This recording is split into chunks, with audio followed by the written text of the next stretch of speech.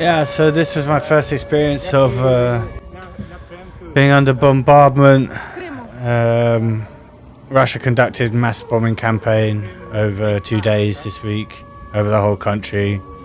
It wasn't that much fun, to be honest. I wouldn't really recommend it to anyone. My wife kept asking me if I was scared, and I was like, no. But yeah, I was a little bit more than I wanted to let on. And for them, they're quite used to it. But for me, I think it's going to take a little bit of getting used to. Sad. I mean, we were like 8 kilometers away from the strikes. I can't imagine what it would be like to actually be close up to it. Terrifying and terrifying, I'm sure. This is some of the aftermath in Odessa, where we are. They were mostly targeting the grain exporting infrastructure at the port, and they killed a port worker and injured several others. And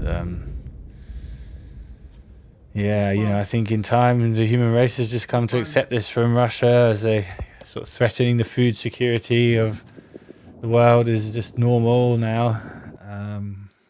Maybe a few years ago it would have got more of a reaction from, international organizations and presidents and prime ministers and things like that. But yeah, you see more pictures of the destruction of the port. And, sadly, Europe's continuing to import a lot of Russian energy products.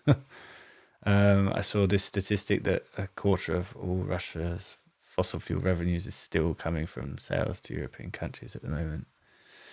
And you've got these mysterious blackouts continuing as well. So maybe Russia up to some hybrid warfare there, who can say? And Trump still mysteriously infatuated with Putin and the Russians, proclaiming on his True Social that they will create tremendous amounts of wealth and jobs with Russia after the war finishes. Just can't really understand it. And these are some of the scenes from Kiev that were just apocalyptic, kind of. And people killed, homes destroyed, children injured. Ukraine desperately needs all the air defense it can get. You see this high-rise apartment block completely smashed up. I'm still committed to building my future here, and despite all this, I'm convinced Russia will still suffer a historic defeat, and I'll be here to witness it. Hopefully I can do more than just witness it. But at least there was the prisoner exchange this week, with 1,000 prisoners coming home from Russian prisoner of war camp, and I bet they're glad to be back. A lot of them seem quite malnourished. But between the bombings, life kind of carries on as normally as it can, and you sort of relax. Another one's coming, but you sort of forget about it. And I distracted myself with the bounties this beautiful country has to offer, including Ukrainian kovbasa, delicious, versatile and affordable domestically produced smoked sausage. And a kilo of this sausage set me back less than £1 so I was quite happy to find that. It's perfect for omelettes and pastas alike. So I got busy with that in the kitchen, and then went for a swim at the beach. It's still pretty cold, mind you. I didn't stay long, maybe only a minute.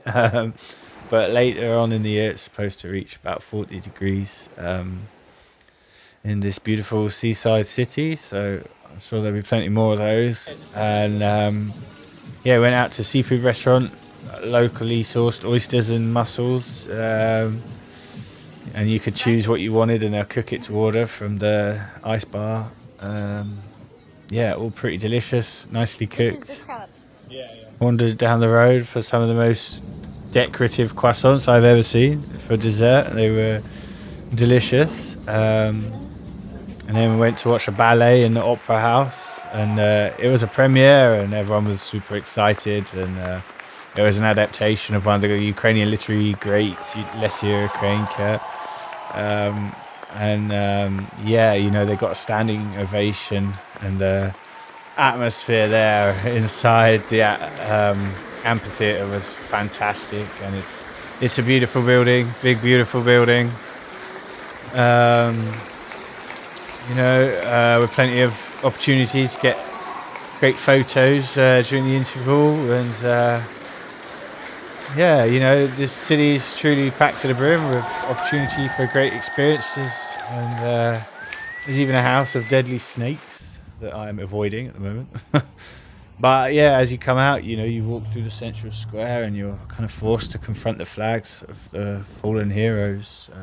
On every flag, a name and a set of dates. And yeah, it's important that, you know, you remember that this is only all possible due to their sacrifice, you know. And I was shocked by how many dates I saw on there, like of guys that were younger than me, you know, and some old ones too, believe me, and foreign volunteers as well, women as well as men. Yeah, you know, Ukrainian people and culture are only free to flourish in this city and across Ukraine thanks to these guys, these brave heroes. And you know, I can't help but feel like a bit of a uchiliant myself, which is a Ukrainian word for a draft dodger, basically. And you know, I feel like I've come to live here, so I should be prepared to fight. But you know, I'm certainly not ready to make that sort of sacrifice just yet. But you know, all I can do for the moment is pay my incredible respect to these fallen heroes here, and while I'm out enjoying myself in their city, be sure not to forget them. And yeah, that was about it for this week. As I'm recording this, there's more drones popping off over their house somewhere. Nadia gone outside to try and film some of them. And next week, we'll be setting off to Kharkiv via Kiev, and hopefully we'll get the chance to speak to a soldier there who's back from the front on R&R, as well as see my wife's old neighbourhood, and how close her house came to almost getting bombed out. So yeah, that's it for this one, and there'll be another one soon.